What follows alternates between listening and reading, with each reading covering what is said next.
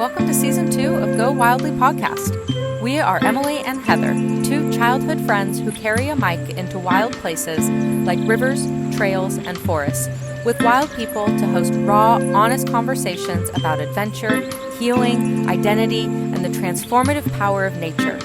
In this season, we're centering the voices of people who call Southern Oregon home.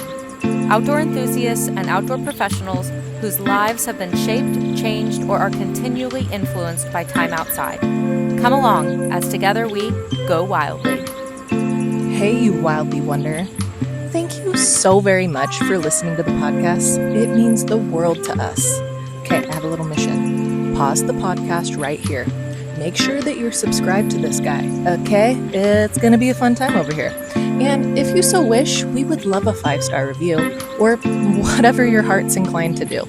Also, leaving us a review truly helps the algorithm, and we appreciate you doing that. Thank you so very much. Also, little tidbit, over on Instagram, we're having so much fun over there. Lots of behind-the-scene footage, some POVs, just some fun, unhinged content. If you love the pod, that's where we go wildly, for sure. So don't forget to follow us over there. Okay, back to the show. Hi, I'm here too. Okay, cool. All right, we're recording. Working. Cool. I'm going to turn that off. Yeah. Silence your devices. Keep your hands and feet inside the vehicle at all times. Thanks for doing this today. Thank you. I'm glad it worked out. Me too. This might be like the only day as well that it would have worked out. So Awesome. Great. Yeah. Thank you for being available last minute, pretty much, and also making a time change last minute. All good. I told you I had a good feeling about it, and here comes the sun, and Right. it's all working out. Are we live? We're live. Sweet. Hello. Today on Go Wildly, we are thrilled to be joined by Ashley Drake. Ashley grew up in the Portland, Oregon area and has spent the last 15 years doing what a lot of people only dream about, leading adventures on rivers around the world. Today, she's co-owner of Arrowhead River Adventures, where she's usually the first voice you hear when you call, unless she's out on the water, like today, which is obviously entirely possible. In addition to running trips on the road, she's teaching wilderness medicine. She taught me wilderness medicine, which tells you something about the kind of person that she is. Someone who wants to make sure people are not just having fun out there, but that they're safe doing it. She's also mom to 2 wild kids named Wren and Rosie, great names, who we suspect are already very comfortable in a raft. Ashley believes deeply in the restorative power of nature and good trail snacks. Her other favorite things include economics podcasts, strategic board games, and nachos.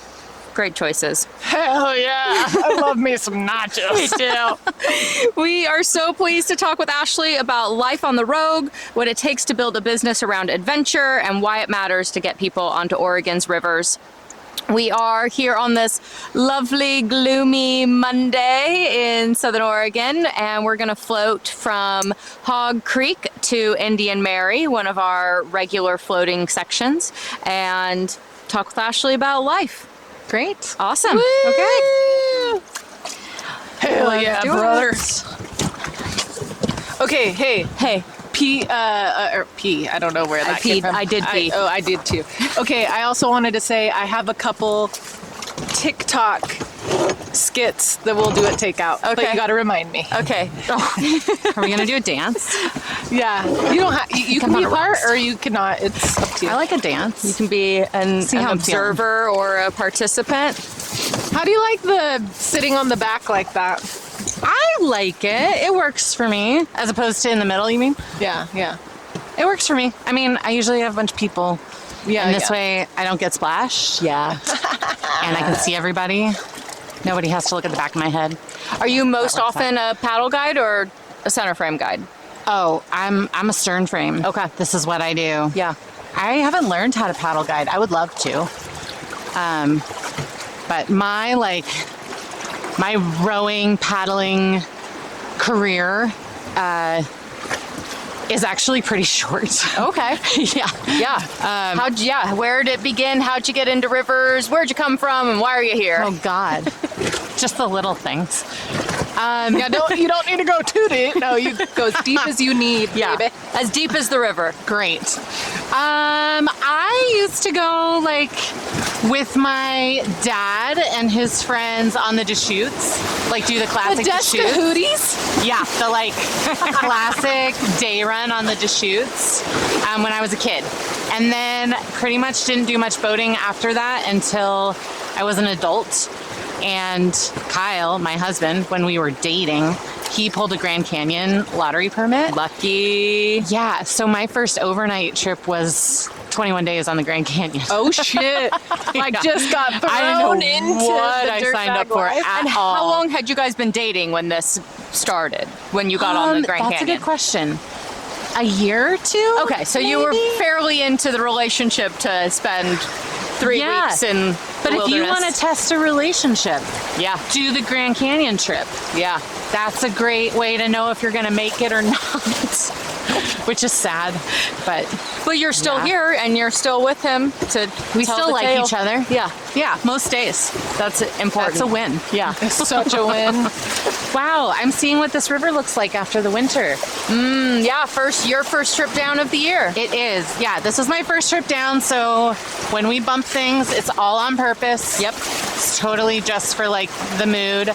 And it's a little windy, so my eyes are gonna water, which I know y'all can't hear, but you could see. If that's just a cover up for crying because you're beautiful. touching something emotional, So emotional. we support it. Yeah. No, This is a safe space. Great. I didn't like get into rowing myself or guiding at all until we had this business. Oh, wow. Like I did a lot of guiding trips, but not on the river. So this part of my like life and career is actually pretty new and it's really fun. How long have you guys had the business? Since 2021. Okay. So this is season 6 we're starting. Cool. Yeah. It's been a ride, but very fun. Yeah. Yeah, we love it. What was your career before? I don't know, I did a lot of things. But probably like most relevant, I used to lead trips internationally, like international service learning and adventure trips. Cool. So like I would take a group of high school or college kids to Thailand for a month. Cool. And do cultural stuff and language study and homestays and elephant rides, all kinds of stuff. Did you coordinate all of it or just guide? No, take them? I was the guide. I did that for 5 years for one company. I was gonna say they're independent companies, or Yeah, not they're like through like independent. a university or anything like that. No, they're like independent companies that kids sign up for on their own. Well, parents sign them up on their own. And then Yeah, I'm gonna need those because I want to ship his ass off. I'll tell you the good ones. Yeah, and then so I did that like in summers for several years, and then in like 2010, no, way later than that, 2015, I started working for a company out of Portland that does semester-long programs. So I like spent a semester with college students in South America and then again in Central America. So a lot of like trip leading, guiding, group management, wilderness medicine, but not so much like this, like being on the river with customers for a day. It was more extended, like deep group work, and more travel and being in like kind of remote places that way. Oh, it's nice out right now. It's perfect. There's a whole slew of turkey vultures up on the rock behind you. Oh my gosh. Let's try to They're not there for us, but they are my favorite bird. So cool. I feel like I knew what I wanted to talk about, but now just like staring at you both and like, It's fine. I don't remember what I was Don't look at gonna us. say. Look at the No, trees. that's Look at the all I know. river. There's actually like the tiniest bit of blue sky above us. Yeah. It's beautiful. Yeah, look at that. We're just enjoying- auxiliary. Yeah, totally. Yeah, so I don't know. I worked for the National Outdoor Leadership School for like 6 years, and that was what I did right before coming here and us taking over Arrowhead. So that was my like probably more relevant experience. I worked in their custom education department and managed a team that did all the operations for Knowles' like custom programs for groups. So we had client groups that were like either school groups or corporate or military, and I made sure everything happened, which gave me a sense of confidence that I could run a business in a similar field. And then I sort of learned otherwise. No, it's all good. It's just different. Yeah. When you're in a big organization and a nonprofit, the safety net is quite significant. And when it's just you and your husband running a business, you don't have a finance department and an HR department and transpo. Like, it is just us. Yeah. And that learning curve has been really interesting for us. It's been really fun. Is it getting easier each year, or are new challenges arising? You close one door on a challenge and a new challenging door opens. It is, well, we know better what we don't know. Yeah.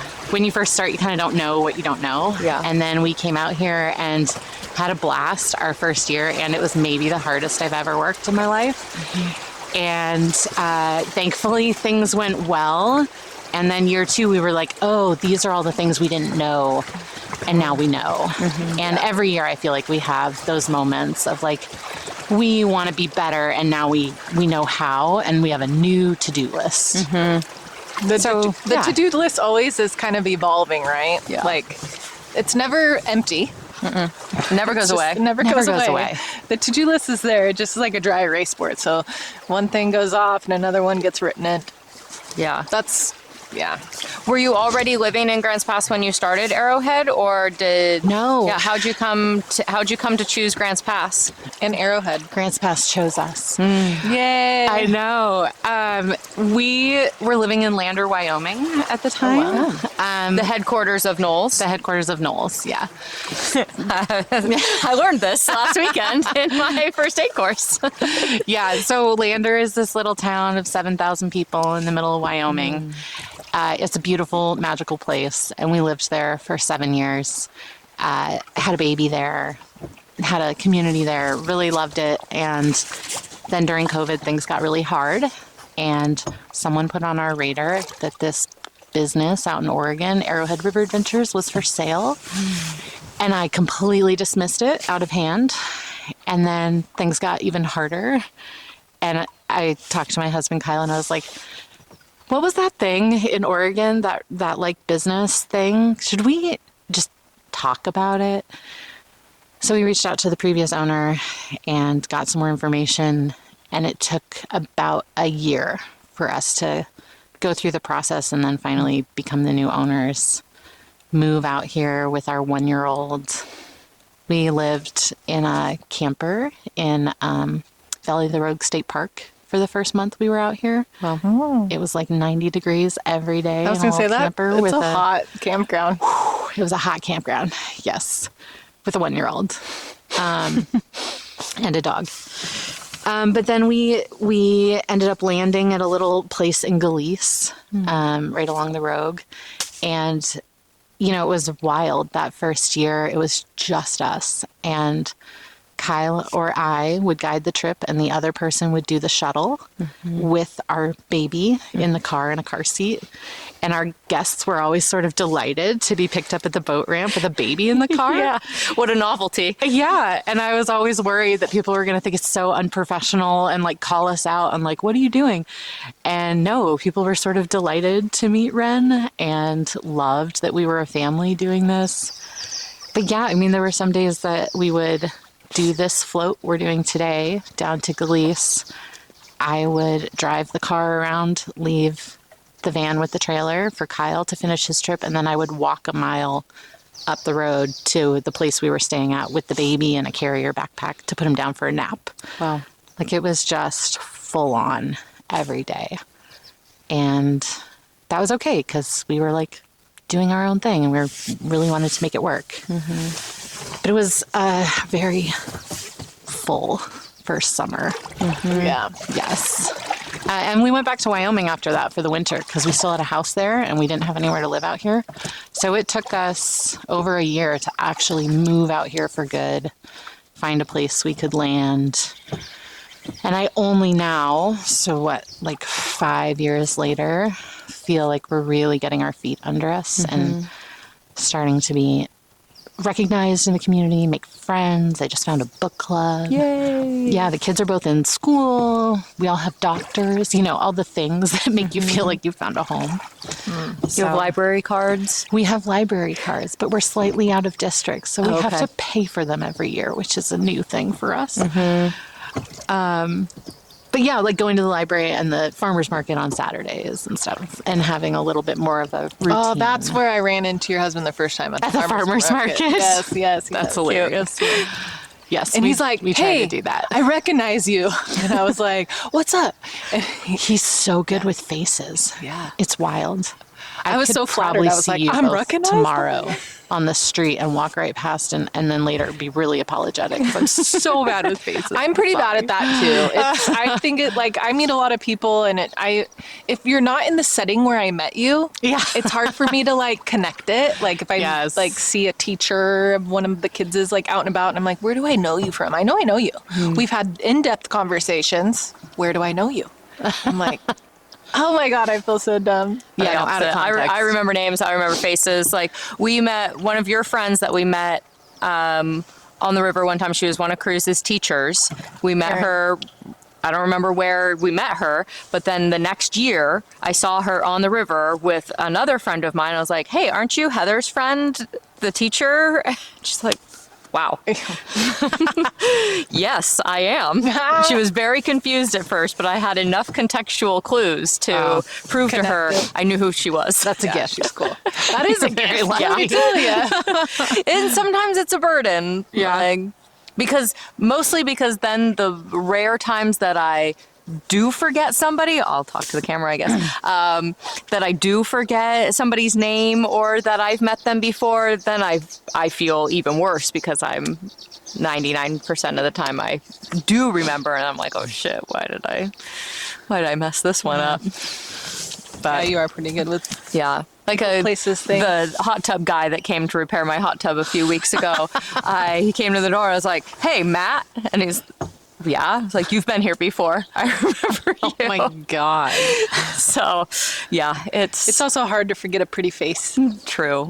That's why I could always remember you. Love you. When you were talking, I was admiring the little swallows coming out of their little nest up here Yeah. in the rock. I feel like there's a lot more birds in this zone than normal in the summer. Yeah. I'm guessing because there aren't 1,000 people here right now. Yeah, and it's really cool. nice. The bugs are popping out.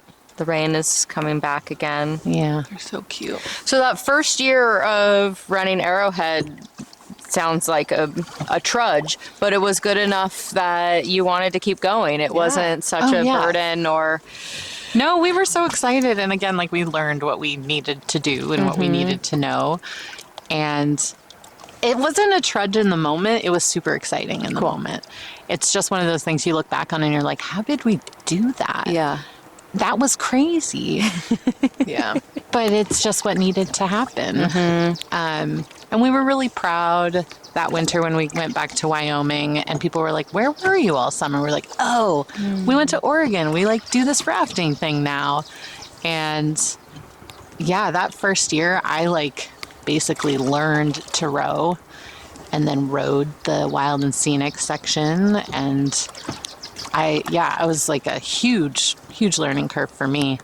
But I had a good support team and Did you guys take family like has been very supportive. Did you all take a row school? No. Well, You just Kyle went is a really good boater. Okay, He is my row school. Okay, Which I sweet. wouldn't recommend, frankly. Not Kyle, but your spouse. Yeah. Yeah. Kyle is a great teacher, but learning from your spouse is like, wow. Yeah. He has a lot of patience with me and I have way less with him.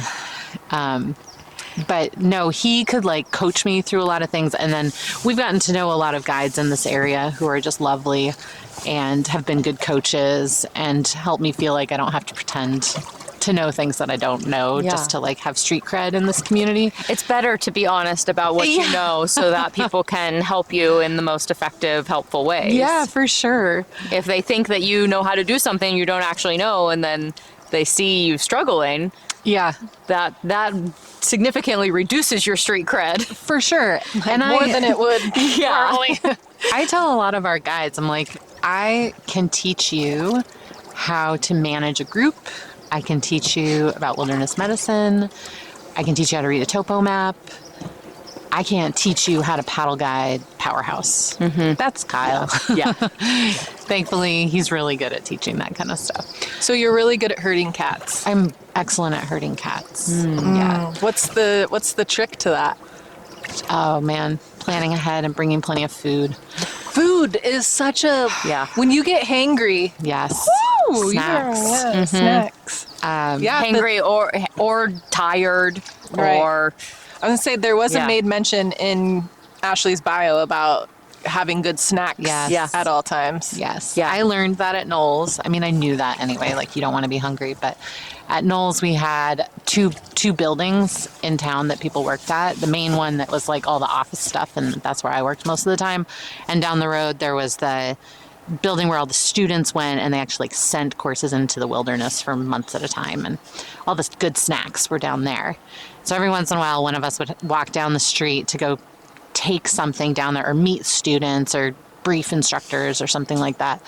And the mantra was bring back snacks. It was an expectation. You brought back a bag of malt balls or peanut butter pretzels or something. And that has stuck with me so hard. It's like, I didn't bring snacks today. And I realized that on the drive. I was like, what is wrong with me? We have to have snacks. What's your go-to snack? The thing that you always reach for when packing up?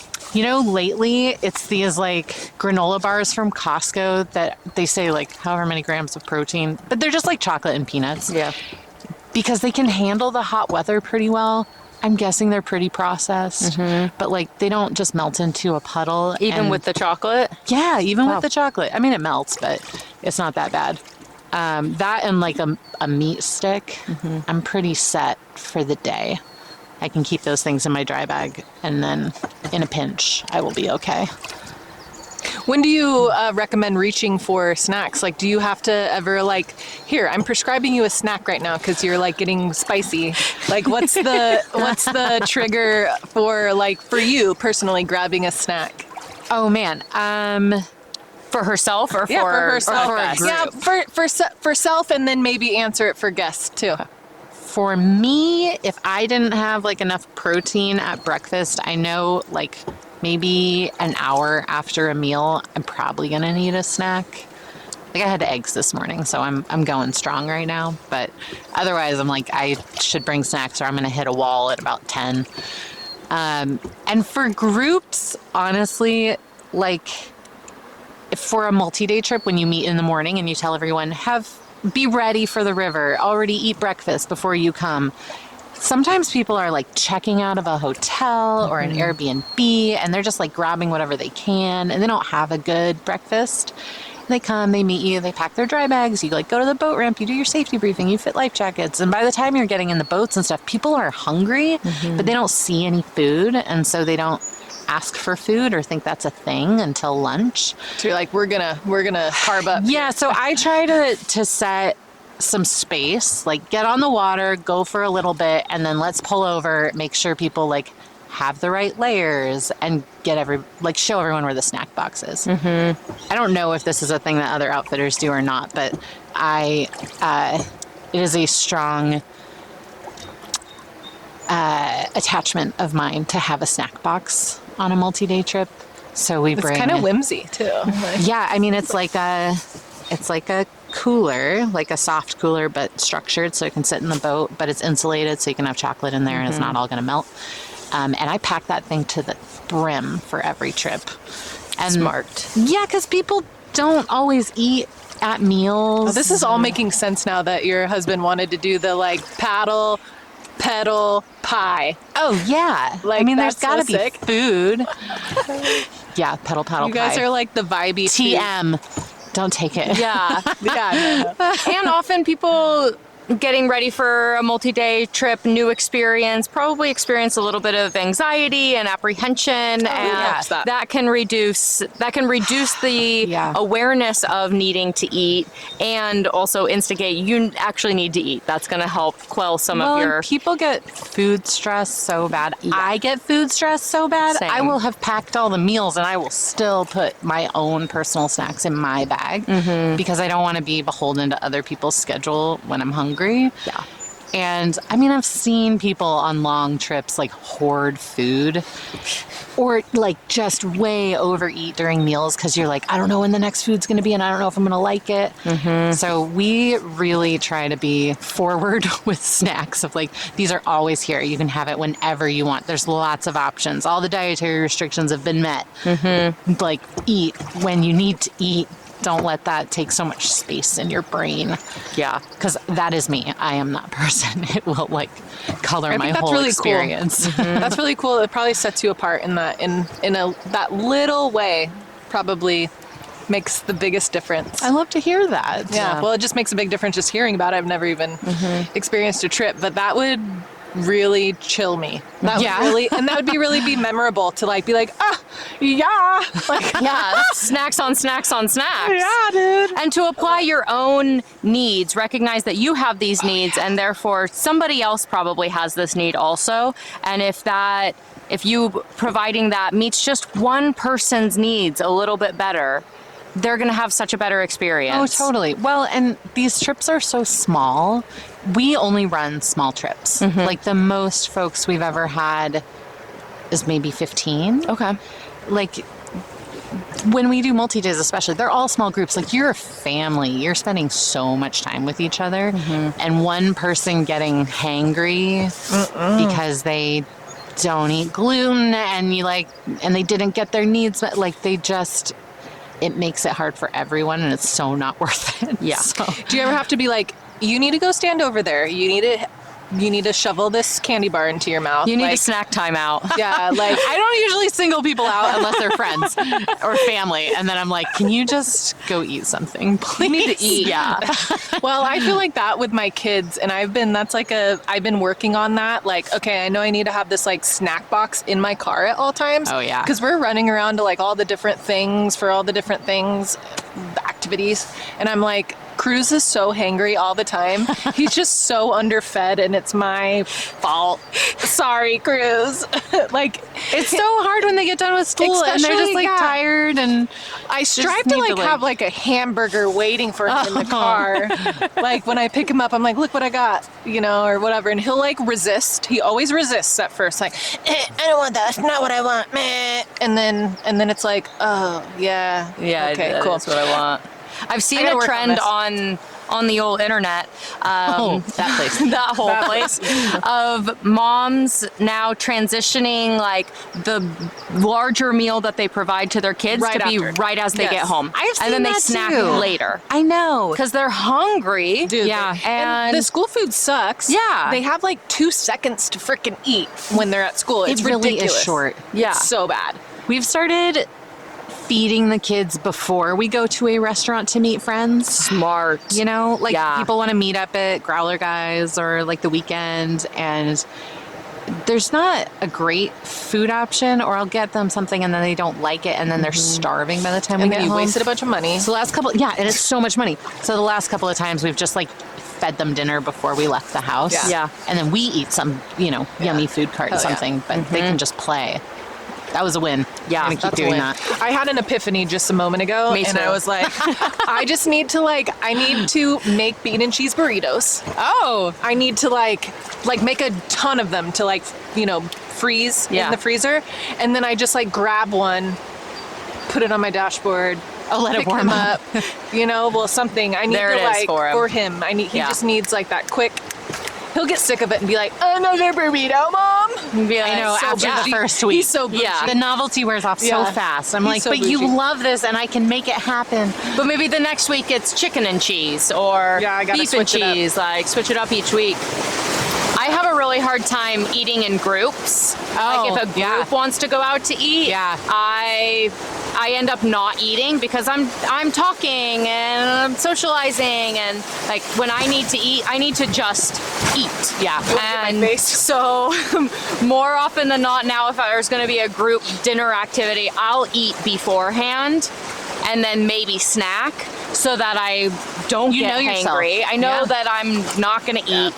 That's great. And I don't want to get home and be starving, so I treat myself like a child also. Yeah, no, that's great. Feed myself in We're all advance. just children. We're all just children. We need to just like start just like seeing ourselves as like baby children. Yeah. And go about the world like that. I'm just a baby. I'm just a baby. Oh my God. And like heal, that's how we also heal our inner child and like just give ourselves what we didn't get as kids. Yeah. I know sometimes I feel like we've set boundaries on what we can do because we're like, I'm an adult. Yeah. I need to like eat at meal times. I need to like do the thing everyone else is doing. And it's like, no. The cool part about being an adult is I can do whatever I want. Yeah. Free will, free adult will. Yeah. We're just kids with money now. Essentially. And like, kids with kids, in the case of you two. Breakfast and candy for dinner. Yeah. maple syrup on my spaghetti. Ooh. My ex-boyfriend would take shots of maple syrup in the middle of the night. Really? Whoa. Literally. Because he was cold or hungry or? He would wake up like, I just need a little midnight snack, and he'd go take a shot of maple syrup. Oh, that's Real funny. maple syrup. Real though. maple That's syrup. good. Yeah, That's got lots of minerals and stuff. Okay, it was real. Yeah, That's it's not weird corn at all. syrup maple syrup. It was real maple syrup. Hey, Aunt Jemima. Yeah. Poor Aunt Jemima. Well, I think she got canceled. Oh, she did. Yeah, But those are unfortunately. the like which is- 90s. Yeah. Aunt Jemima. Yeah. That was the corn syrup brand. Oh. Yeah. With They the canceled bottle. her. The yeah, bottle. that was shaped like her. Yeah. Yeah. Yeah. Yeah. Well, we'll get through this rapid, and then we'll get back to more introspective Sounds good. questions than Yeah. Please enjoy. maple syrup. I'm I going to hope you get you enjoy guys through Heather's this faces. rapid, but you might get wet. Yeah, I know. We're ready. Yeah. I know. You can scoot back a fort I was if thinking you about it. want. I'm going to block the flashes with this. A shield. I got a shield. I just want to film Heather's face as we go through. Again, first time this season. Yeah, we're ready to rock and roll. I know. Did I have a funny face last time? Yeah, yeah. When we were floating with Josh, I was like, ah! Ashley's first time, but our like 6th time. Yeah. Hey, if you're not watching this, go subscribe to our YouTube channel. That would be awesome. And then you can say watch it to this. Oh, yeah. Subscribe to our YouTube. You can watch the rapids. And my face. Wait, I'll do this to the rapids so that way. And then you can splice this shit in. Sure, I can.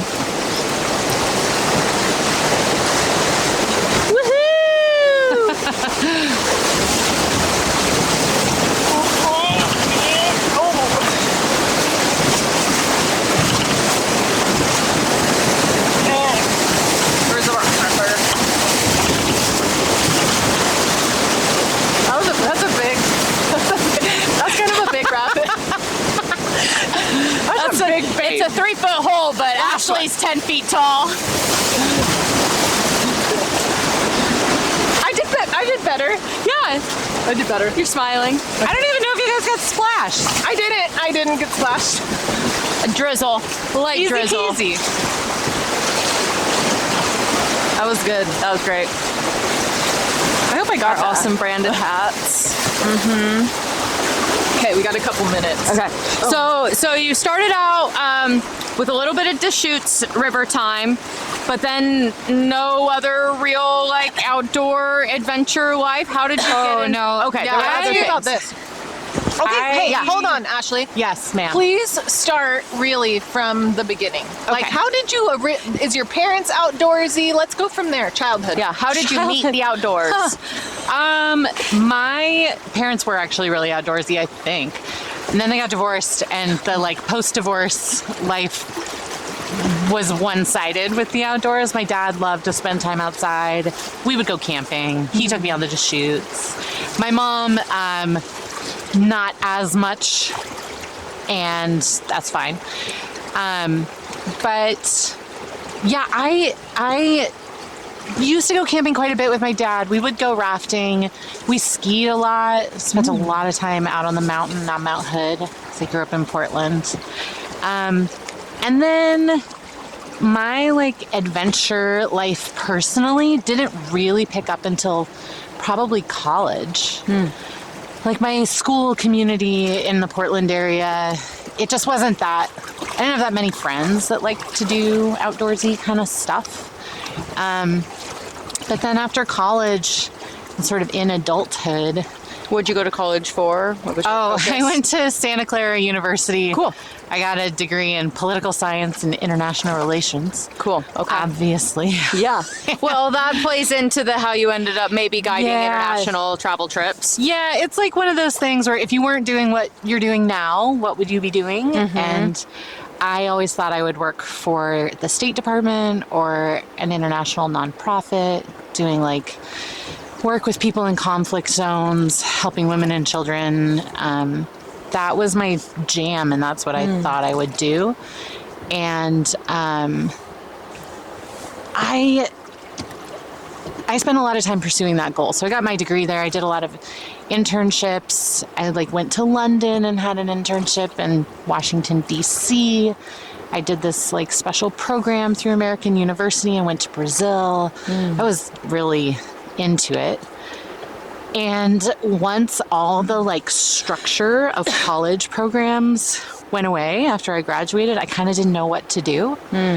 And I actually ended up going to India for 2 months and volunteering. And Kyle and I started dating at about the same time. Did you meet in college? No, we met working at a summer camp together. Cute. Yeah. But yeah, What was the summer camp called? Big Lake Youth Camp. I went to Big Lake Youth No Camp. way. Yeah, dude. I just was talking because they just started following us on Instagram. Oh, funny. And yeah, I went to the horseback riding. Of course you did. We all did. Yeah, that's the thing. And Yes. I just recently like was looking at all the youth camp stuff to see like what age I can send Cruz. Oh, yeah. You know, because I'm like, that would be good for him. Like, I want to it say was it's a little, like 7 or something. yeah, it was a little odd not like having dairy the whole time because they're 7-day Adventists. But They like, don't have meat, but they do have dairy. Did they have dairy? Yeah, they just no meat. Oh, okay. It's a lot of Just avoided soy. the dairy. I remember there being soy milk. Oh, Okay. yeah, there is soy milk, but they I do don't know. regular milk That's too. yeah. Okay. Anyway, cool. That's awesome. Yeah, no, I went to India and I like taught English and math in Rajasthan in this like little village out in the desert, and it was amazing. And I met a lot of other international volunteers there, like my age, people from all over the world, and traveled, got sick, traveled a lot more. But after doing that, I was sort of like, I don't know if being in like a corporate scene is what I want. I like want to work on the ground with people. I want to teach. I wanted to travel a lot more because the next step in the path that I was on would have been law school. And I was like, I don't think I want to do that right now. I like have so many more places I want to explore. And I went to Antarctica with a friend in South America. And How was Antarctica? it was amazing. long It were was you there? hilarious. We went for 3 weeks on this cruise ship, and it was very affordable. And I learned later it was because they'd had an incident like the year before, or like the season before, where they had to be like rescued by another company, and they got all this bad press. And so the season that I signed up to go, it was very affordable. And my friend and I were surprised. We were like, oh, we could actually do this. And then later learned why. But it was safe. You felt safe. There was no Totally. other indication that No, they were. it was totally fine. The funniest part was that we were the same age as all the staff on the boat, and all the other guests were like in their 80s. And so everyone thought we were staff and asked us for stuff all the time. Yeah. Which was fine. Like, we got to be friends with them, and it was great. But it was amazing. It was Antarctica and South Georgia and the Falkland Islands. And there's just places I never had on my radar, but it was so cool. Wow. Was it just a random selection to go there? Or? Yeah, it was just like a friend of mine from college. She and I had traveled a bunch together, and we both wanted to go there someday. And then she was like, I found this cool deal. That's why there was a cool deal. It was great. It was like, it was one of those things that afterwards people were like, wait, you really did that? You can do that? And I'm like, yeah, you can just do that. Yeah. You can just go. Wow. We saw penguins and stuff. It was great. Now I have to convince my son that, yes, I have like seen penguins in real life, not at the zoo, and he doesn't believe me.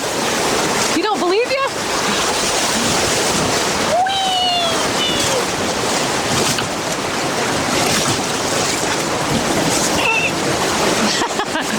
Just a quick little rapid. Sorry.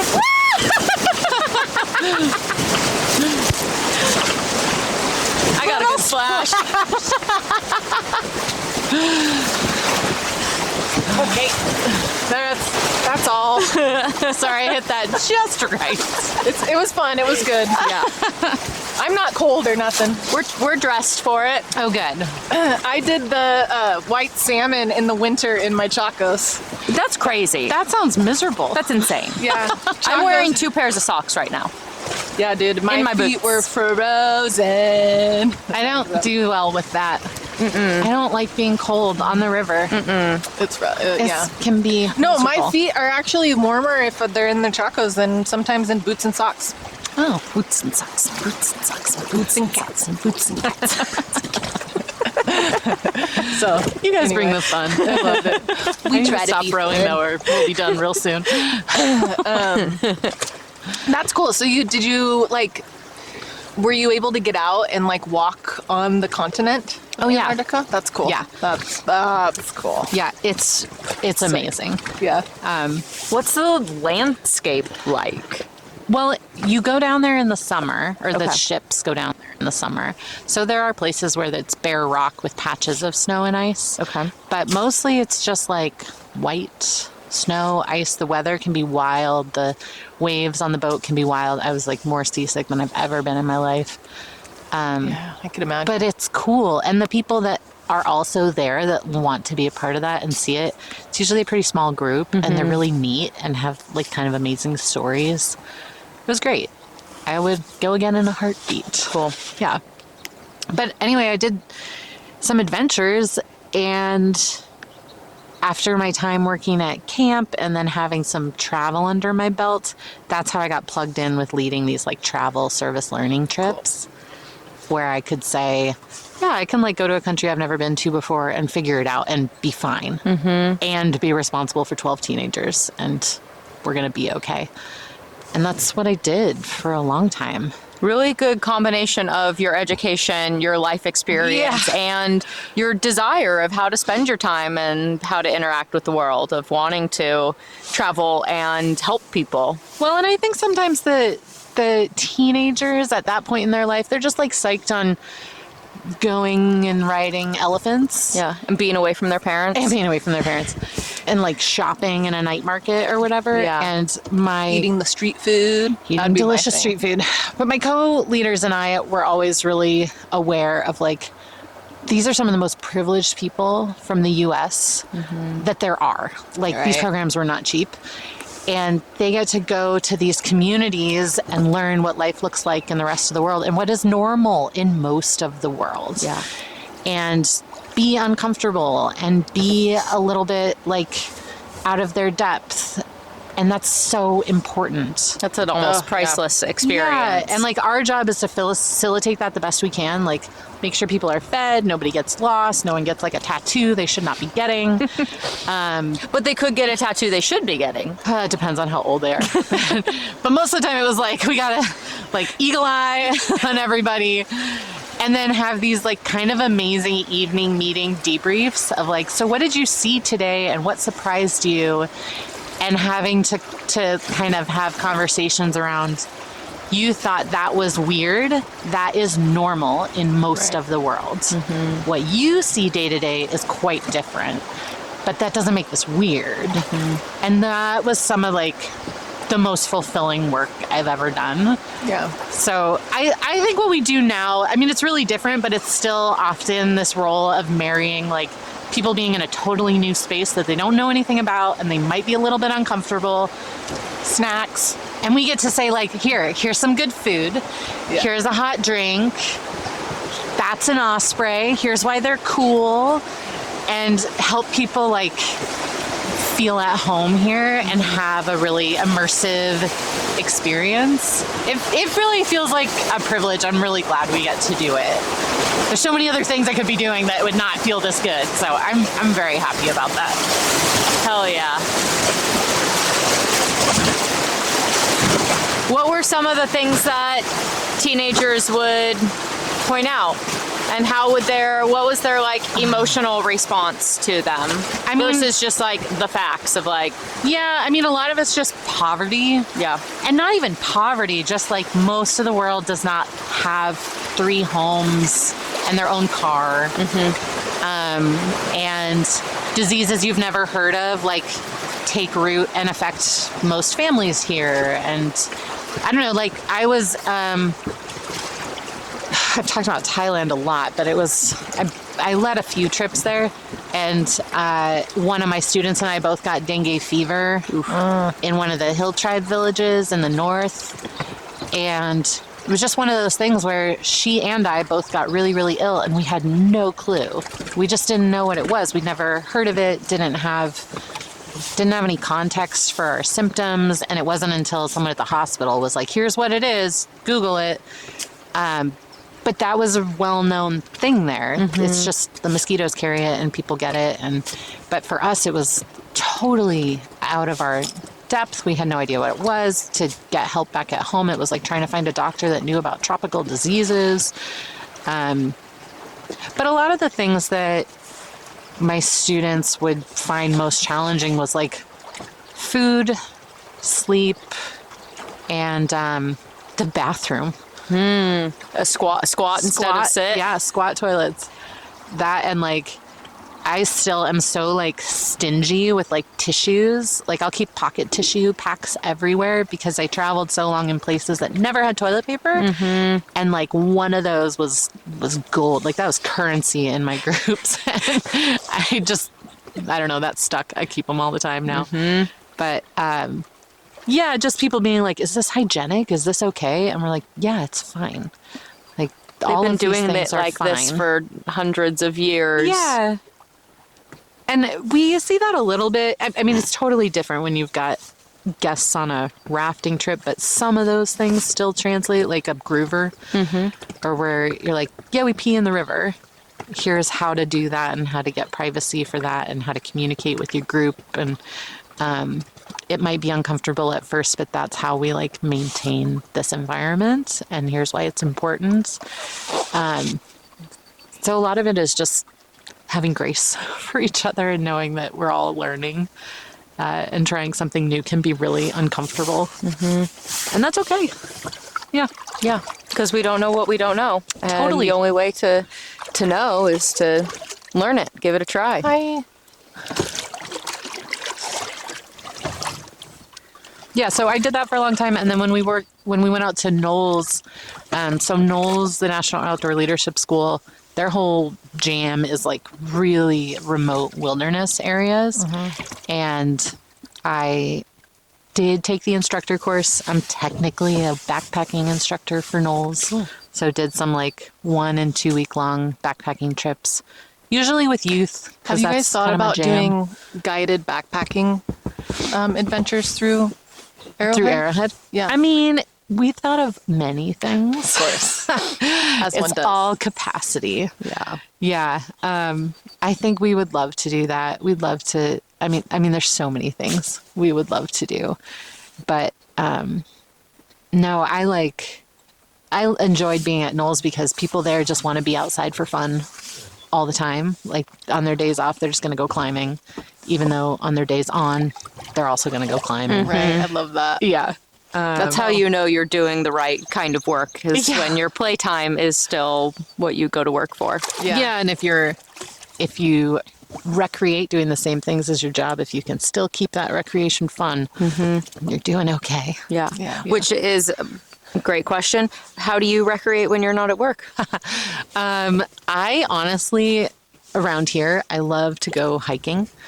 I used to do a lot more skiing, but since having kids, that's gotten really tough. But Cathedral Hills, just outside or in Grants Pass, I guess that's my favorite spot. That's like when I know I'm feeling off, I can go there and hike a few miles, come home, get back to work, and it doesn't like disrupt the whole day. Right. But I feel grounded again. Like I need that movement and fresh air. And I usually go by myself just to like, Yeah. Same. Cathedral Hills is that for me too, for sure. Yeah. I feel that on it's such so a deep great. level. And And it's like right there. it's right there. And sometimes I like need to restore my faith in humanity. And when I go there and there are other people there, like with their dogs or with their kids hiking around and going for a run, I'm like, okay, we're all okay. Good. We're all good. Yeah. Everybody's living. Yeah. Question, kind of going back to your travels, was there any like one trip or core memory or like a story, like maybe everything went wrong or it was just like such a core memory of the combination of those years? You know, there are so many of those. Totally. I feel like I get this question when I teach wilderness medicine because people are like, what are the craziest thing what's the craziest thing you've seen? I mean, I had a student fall off an elephant, had a head injury I didn't know about until later when the other students were like, so-and-so won't stop throwing up. And they hit their head when they fell off the elephant. And I was like, cool, I didn't see that. And nobody told me. Or like getting dengue fever. I had a whole group get lice once. That was really fun. I know. What a blast. I know. I think, you know, if there was something that sort of set a path I wasn't expecting that was a lot more focused on the outdoors, it was working at summer camp. It was working at Big Lake. I went to Big Lake as a camper, and I always had a dream of working there, just sort of in my head. I just always wanted to work at camp. It wasn't as part of my resume building or anything. And when I worked there, I met all these people that have fun outside. And that's what they wanted to do. And they would like climb Mount Washington on their day off. And they wanted to go swimming in their free time. And were really nice, decent, hilarious people. And I like found my people. And I think it just set me on this track of like, okay, there are these communities out there. I just have to find them. And I found them at Big Lake. And then shortly after that, we lived in Bend for a time and found them in Bend, found them at Knowles in Wyoming, and now we're finding them here. I was going to say, was it Southern harder Oregon. to find them here? A little bit. Yeah, I think Really? like the river community is pretty cool. Right. And I don't know, coming into it as business owners, not as raft guides, feels a little bit different. Oh, our battery's about to die. Okay, let's do that. Prep us for that. Prep us. Hey, do you like rafting? I do. Well, we have a discount code for you, baby girl. Me? Or baby boy. Or baby person? or baby whomever. Baby whatever. Baby dog. They could probably take your babies. You can go yeah. rafting with Arrowhead River Adventures. They are very keen to taking children on the river, love taking families rafting. Arrowhead River Adventures, they're offering a 10% off discount code for Go Wildly listeners in 2026 or 2027 6-7. for a half-day rafting trip on the Rogue River right here in Southern Oregon. Sounds fun to me. Let's go. Okay, bye. Cool. Bye. Well, here. Oh, yeah.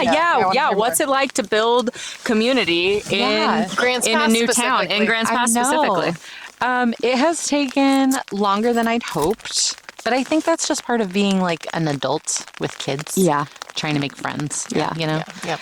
And it would be different if we were guides, not owners, because I think when we talk to people in the river world, they're either like other business owners, and so we're like on the same team, but we're also kind of in competition with each other. Yeah. And so there's some boundaries on where those conversations go. And I will just say, generally, like the outfitter community here has been incredible, and some of the like closest friends we've made are other outfitters. Yeah. One pause. Will you put your mic down on your PFD? Yes. Oh yeah. Maybe. Yeah. Can I? Here. Yeah, I don't know how to do it. I don't want to break your stuff. Just to Is it getting? rain protect a little bit. Is it getting pitter pattered? Well, just it'll protect it slightly. Yeah. Okay. Yeah. Better. Yeah, better. Way better. Okay. Let's see if the raincoat like. Anyway. No, that's good. I don't know. Having kids helps a little bit because we meet people through school. Right. There's What school does your kiddos go to? Our daughter is still like it's a quote school. It's daycare. Okay, cool. Yeah. But it's out in Murphy. And then our son is at Woodland, which is the charter school, the Waldorf charter school. Yeah. Cool. So he's outside all day too, which is nice. Yeah. Yeah. I don't know. I think it takes longer because we're adults with kids and there's just not that much free time. We don't like have hobbies per se anymore. Beyond your business. Yeah, beyond the most expensive hobby you can have. Yeah, but we're making it. Like we're starting to meet some really great people and build that community every year. It gets like better and better, and we love this place more and more. We like came here for this business, and we had been here in 2018 to do the road, just Kyle and I, just the two of us did like the wild and scenic. And that was kind of wild, but, And scenic. It was very scenic and very wild. But that was our first introduction to this area. And I remember we went back to Wyoming, drove back to Wyoming afterwards with all our gear, like in a Mazda. And we were saying, that's a really cool area. We should think about that if we ever decide to move. And then later this opportunity came up, and yeah, it's just like the universe is kind of wild and things work out. And we're making our space here. We're meeting our people. It just takes time. Yeah, and patience and not rushing that process. Yeah. Do you like to mountain bike? I don't mountain bike. Have you ever? I like the idea of it. Do you ever want to? Maybe. Heather's a mountain biking pusher. Oh yeah, I push mountain bikes pretty hard. Yeah. But I just started I started back up a ladies club. A ladies club. A ladies group club. It almost doesn't matter what it is. If it's a ladies something, I'm like, yeah, I'll try it. Yeah. Yeah, it's nice. It's really nice. And do you know Sierra Davies? Maybe. She does her and her husband do the Southern Oregon Trail Alliance. She's friends with Ryan Johnson. Oh, and yeah. Ellen. I think I met them last month, maybe. Oh, cool. Every once in a while. Yeah. She's a big mountain biker, and she's usually there and doing stuff. And I don't know. She's really good people to kind of connect in with, too. Not just for mountain biking. These are the biking. people that we need, the connectors. Like you guys, all the people and connect all the things. Yeah, sometimes we're just like in our house on the computer or on the phone, just like making trips happen, and months go by and we're like, we haven't seen anyone. Like we don't have friends. Yeah. Somebody asked me over Christmas, like, what do you do for fun? What are your hobbies? And I was like, who has hobbies? You're like, I don't have any hobbies. Hobby, what is that? And when you have free time, quote unquote, do you feel more of a desire to go and be social, or like you need a quiet break to yourself? I'm pretty introverted. Yeah.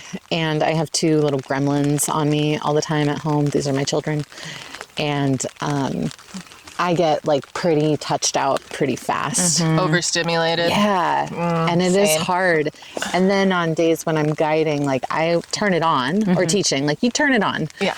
And then I got to go home and like sit quietly for a little bit. Yeah. And or go walk in the woods alone. Battery. Yeah, go walk in the woods alone. Exactly. And I've just learned that that's what I need, or I will get to a point where I'm so burnt out and I just have nothing left in the tank, and I still have to like make dinner and then do bath and bed and then answer emails, and then it's 11 p.m. and we have another trip the next day, and I just can't maintain it. So yeah, often in the summer when we're not doing much else. There's nothing left in the tank. Yeah. I feel that. Yeah. It's hard though, because that's when everybody else wants to do stuff, and you get invited to do things with people, and you're like, what are we friends? You got a bug in your face? I did. Do you see it? Yeah, it's on your glasses. Get it. You got to take them off. They're on the inside. Oh, it's a spider. Sorry, Spider. Wrong place, wrong time, bro. Oh. Have fun in the afterlife.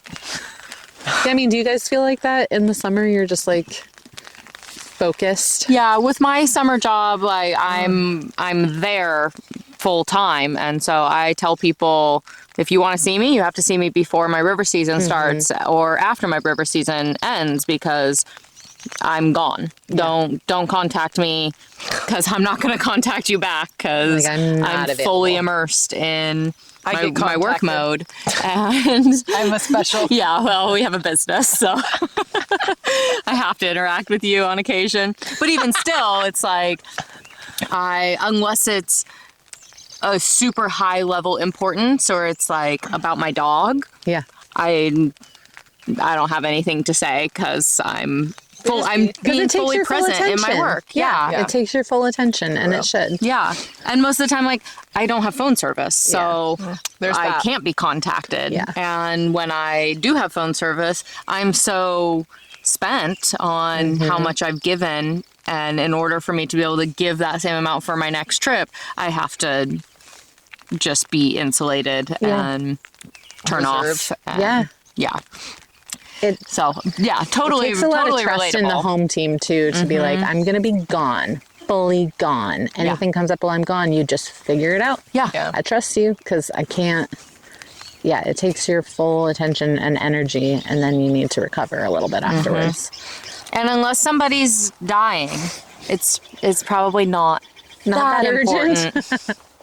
That's what we were talking about all morning. Yeah. I don't have, obviously I'm not a river guide, so I don't work in the summer. Obviously. But I try to plan some fun camping trips, and that's about all she wrote. So there's that. And I think it's different when one's work is seasonal. Yeah. And when you're an outfitter, I mean, there's work year round in breaking down and then prepping, and there's booking happening. I mean, when do you get your first booking for your summer season? Like December? Yeah, the previous. Yeah. Yes. So it's never completely off. It may be a slower season. And so for me, in that slower, I'm not an outfitter, but I work year round in outfitting in a sense. Yeah. And so in the slower season, I try to be a lot more conscientious of how packed that summer is going to be. And as much as I can, hibernate a little extra so that when the summer haul comes around, I have a little bit more in the reserve tank. I know, you got to be able to apply for it. Yeah. We have our off-season task list, which is all the things we know during the summer we won't be able to do. So we're like, okay, let's like preemptively get all this stuff done in the off season when we have time. There's like 300 things on that list. It's out of control. Yeah. But that's like, we just know, and we'll write ourselves notes on our Google Calendar of like, at this time of the year, this is what it feels like. Because you forget. Yeah. Like, oh man, you forget Angry August that, is a real thing. It's real. And what are you going to do about it? And we were just thinking about that with April. Like, okay, we got to write down what this feels like right now, because we left too much stuff for April. We thought we wouldn't be busy till May. We were incorrect. Yeah. And yeah, just trying to make it sustainable for your energy, because you'll just crash and burn. It's too hard to just, and we've been in this space for the last 5 years, we just say yes. Because you want to grow. we want to grow, and it's only like 3 or 4 months. It's really more like 6, but you just think this is the time, like we have to say yes. We have to just go for it, because in January, when we're looking at our bank accounts and all the new gear we need to buy for the next season, we'll be like, dang, why didn't we say yes to that trip? We were tired, but we could have just, make it work. Yeah. Oh, it's really hard. Seasonal work is hard. Yeah. I remember that when I had my catering company. It was... You feel like you just have to say yes when the work comes, because you don't know when it's going to dry up, and it's kind of scary. Yeah. Kind of the same with real estate in a sense. I'm sure. You know, especially just like getting started. I'm just like saying yes to like all these very complex, needy clients and stuff, whereas I can tell in 10 years I'll be like, I have somebody perfect for you. That's not me, but let me pass you off to maybe somebody new and wanting to get into it, and that will be a blessing to them. And also they can learn the hard way how to like manage that. But anyway, yeah. So I feel that even with this too. Yeah. So I say yes a lot too, and I'm just like, for sure, I got you. And then you're like, it's like a weird season of life because I feel like my personal energy is a lot lower than like in my 20s. oh yeah. But what's being asked of me on a daily basis is so much greater, and like the stakes feel a lot greater. Yeah.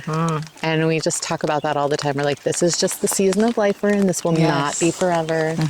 Cherish the little kids. Like, There's always going to be an eddy after the rapid. yeah. But like, where? Yeah. Where? When? Yes, when and where. We've been trying to get my husband Sean out from the machine shop he works mornings at his dad's machine shop. And then comes home, goes to the gym, comes home, eats, showers, goes to the bike shop afterwards, and then works till 6. So he's like 4 a.m. to 6:30, and it's a lot for him. And we're just like, okay, next year. Well, guess what? Next year rolls around. Okay, one more year. And even this year, it was like we were planned to relieve him of that and just have one job, the bike shop. And it's just like, okay, one more year. And we're like, fuck, we're dying. It's so hard. I know, poor Kyle. This was the other reason Big Lake was life-changing. That is where I met him. We knew each other for years there and worked together for years before we started dating. And it feels really like weird to say he's really set part of the trajectory of my life. Like his interests became my interests. Yeah. But it's okay because he's great and I still like him.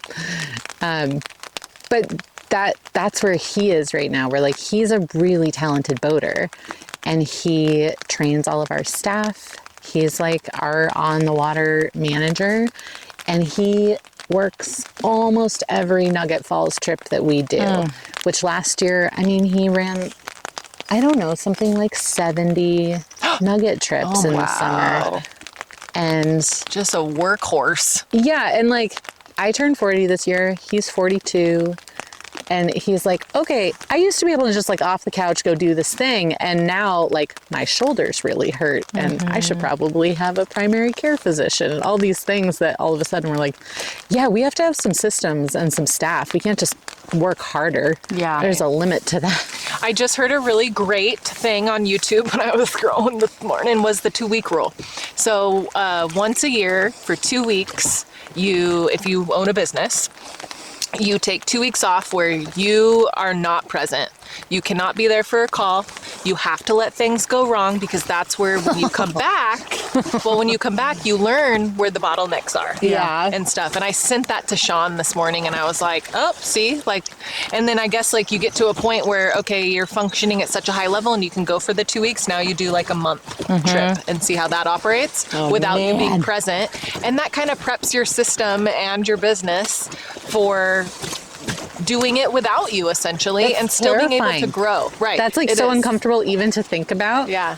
I'm like, well, also, if your business is only half the year, maybe that translates to 2 days off, not 2 weeks. Translate to whatever works for Your you. business is also, like we said, year round. Like there's always something. Yes, that's true. And if you are in a position where you're building your management team and leaving somebody else in charge to oversee things, That that would be really amazing. empowers them Yes. to Take ownership. figure it out Yes. and not be so dependent on that leader who maybe has a really hard time letting go and delegating.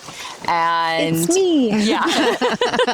But also those people are so hard to come by. They Yeah. are. Yeah. You know, like somebody that's truly has your best interest in mind. That loves your business the way that you do. Yeah. And like, and you pay them well enough, like, Yeah. right? To have that ownership quality or something. That's hard. It's hard, especially when it's like you're running on fumes sometimes to try to make payroll. Yeah. I don't know. Yes. Yeah.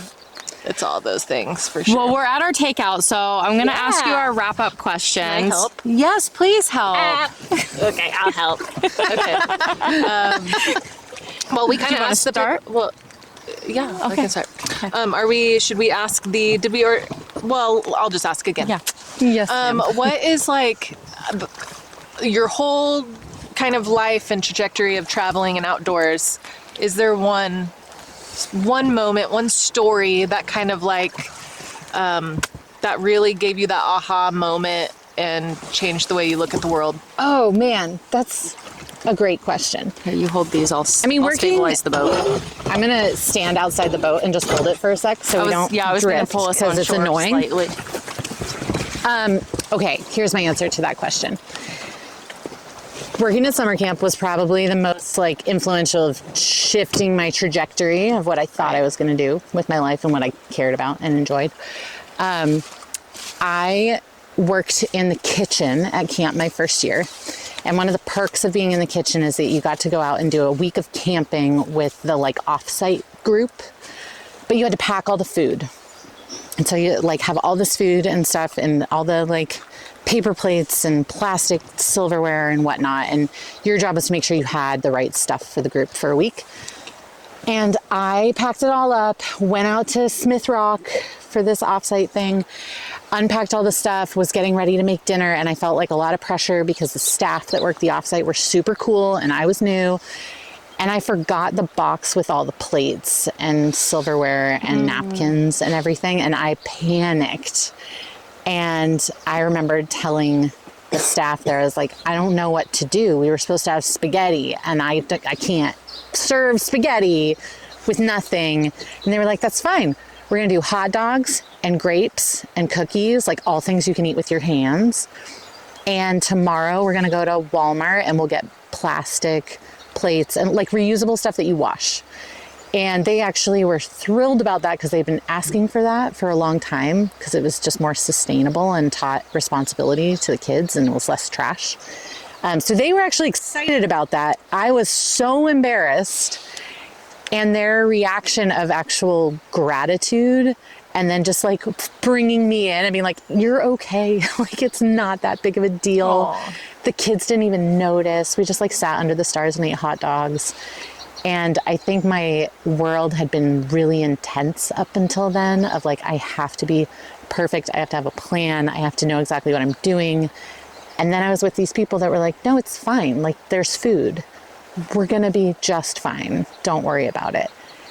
And it was a response I wasn't expecting at all. And I feel like that's a response and a situation that comes up in like outdoor recreation generally all the time. Like, there's so much outside of our control, and the ability to just roll with it and be like, we're all okay. Like, here's what's going right. And look on the bright side and be positive, even when it's raining or whatever. That's such a huge part of this community that I fell totally in love with.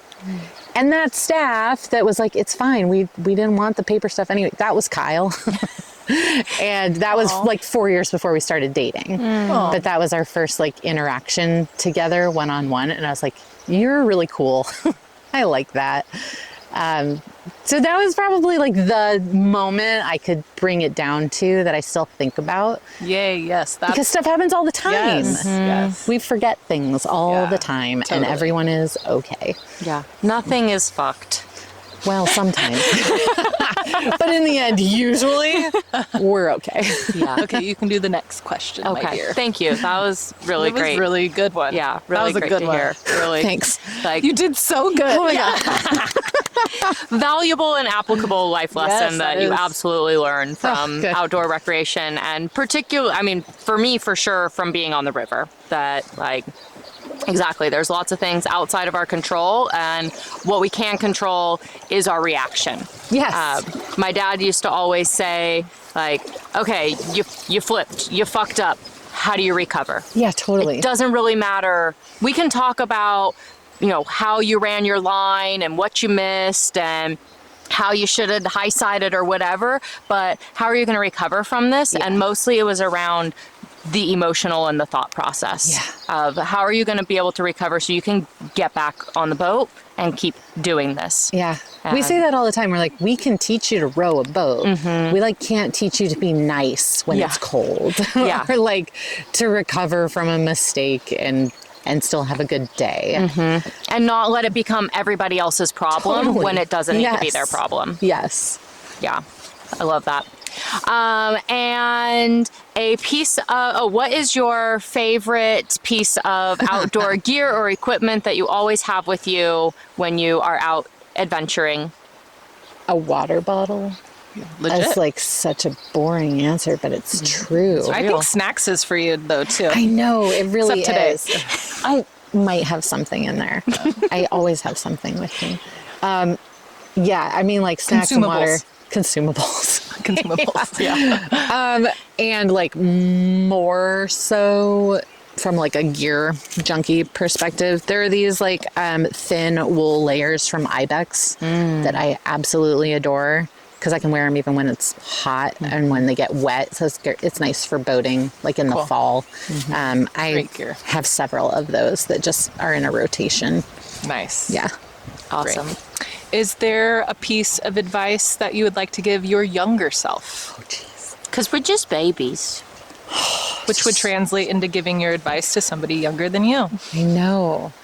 I mean, honestly, it's just like chill out a little bit. Like the decisions we make today don't actually have to set the path for the rest of your life. You can always change.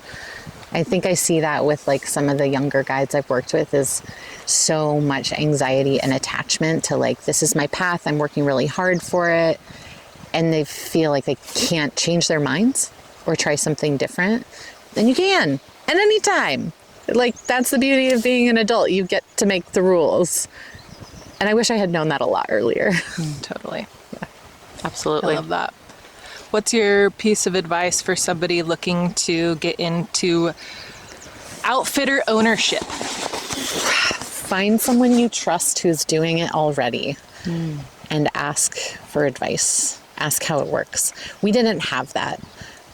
We were in the outdoor education sphere, which is really different from commercial guiding. We didn't know that until we started it. And we were like, oh yeah, this is not experiential education. This is people on vacation. And the expectations are really different and the systems are different. So there's a lot of crossover, and I think we actually do really well as an outfitter with what we bring from our experience in outdoor ed. But man, I wish we had a mentor. That would have been huge. Still is huge. We're still kind of like searching for that person. Good to know. We'll see who we both know. Yeah, I know, right? Who I could send your way. And when your body expires and your soul leaves this plane of existence, how do you want to be remembered? Oh, geez. Honestly, what feels most important is I want to raise good humans. I mean, having kids like changes the math on what's important so dramatically. And I feel like I had really grand aspirations when I was younger of all this international work and yeah, totally wanted to make a name for myself. And now I'm like, I just want to raise good humans. Like I want my kids to think about me in a really warm, positive way and know that I raised good people with like minimal therapy in their future. A little bit of therapy is okay. I think it's unavoidable. Yeah, we could all minimal. We all need it. Awesome. And if people want to find out more about you, hang out with you, go boating with you, where can they find you if you want to be found? Oh, geez. Well, if you call Arrowhead River Adventures, truly, I am the one who answers the phone. Sometimes Kyle answers the phone and things happen. He takes a note for you to call them back. He does his best. But yeah, I mean, Ashley at arrowheadadventures.com. I'm on Instagram too. But yeah, if you reach out to Arrowhead, you're going to find me. Because you are Arrowhead. I am Arrowhead. I am the person. But sometimes that's the easiest way to reach me because sometimes the personal stuff is like super backburnered and work always comes first. So if you email me at the work email, I will find it. Totally. Yeah. I'd love to hang out sometime. Yay. Yes. And are you still teaching wilderness medicine? Yeah. If somebody wants to learn directly from you, how can they find a course that you're teaching? So I teach through NOLS, so the National Outdoor Leadership School. Probably what is best and easiest is to reach out to them or you can ask me directly, but often I don't know exactly what I'm going to teach. But I just taught 2 courses in the last month in Eugene and in Reading, and I'm teaching one in Bend in about a week. Cool. So if anybody is near Bend and wants to get trained up, I do need to think get there's my still wilderness space. first aid cert. It's a good one. Worth it. Yeah. Well, cool. Awesome. That was thanks so for asking. awesome. Yeah, absolutely. Yay. Thanks for taking the time to come out here and float with us and It was awesome. tell your story and have a camera in your face and share your insight and knowledge and be a little vulnerable with what you've been through and how to how to show up in the world. Yeah, thank you. Really Thanks for appreciate the it. It was a time. wonderful It was so nice getting to meeting- know you. Yeah, exactly. Finally. I know. Yeah. It's been a long time coming. Seriously. Yeah, it really has been.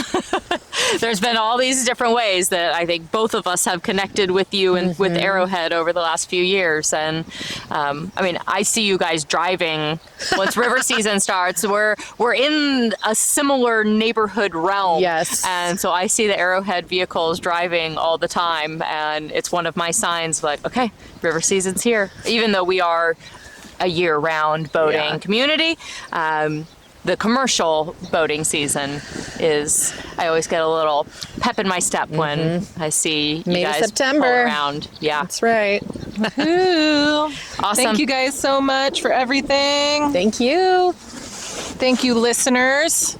You can like, follow, subscribe, share this with a friend that maybe Ashley reminds you of. That's always fun to do. I don't know. Or a friend that you think should go boating with Ashley. Yeah. Let's Or hang like, out. Any more be friends? like, I think we know Ashley. Like, I think my friend knows Ashley. No. Anyway, thanks for listening. And I'm Heather. I'm Emily. And together we're Go Wildly. Almost missed that. Okay, toodaloo, bye. Hi, friends. Do you like to go rafting? I do. We have an awesome discount code for you. From Arrowhead River Adventures, our friend Ashley, who you've been listening to on this episode, they are offering, do you like my lisp? I just got Invisalign recently, so now I talk differently. Arrowhead River Adventures, they're offering a 10% off discount code to Go Wildly listeners on a half-day rafting trip on the Rogue River. You can use code GOWILDLY at arrowheadriveradventures.com. For 2026 and 2027 years. These years, this year now and next year. Yeah, you can take yourself rafting, you can take your family rafting, you can take your babies rafting, you can take your friends rafting. If you thought about maybe getting into rafting, this is a great start. Go with Arrowhead River Adventures and use code GOWILDLY. And go wildly. And go wildly. Yay, bye. Bye. That's a wrap on this episode of Go Wildly.